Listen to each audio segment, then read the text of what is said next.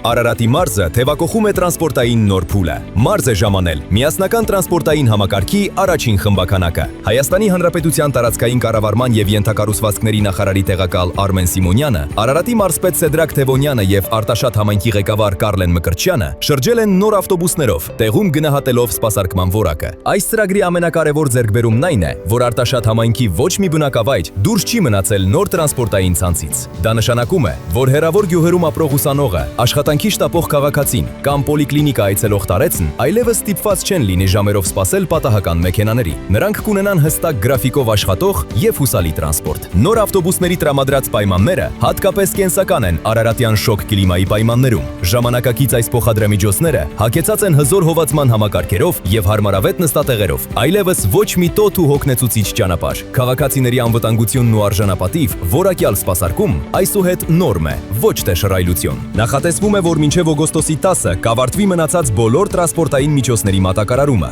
Դրանից անմիջապես հետո միասնական երթուղային ցանցը կսկսի իր ամբողջական գործարկումը, էապես բարելավելով համայնքի բնակիչների կյանքի որակն ու խթանելով տնտեսական ակտիվությունը։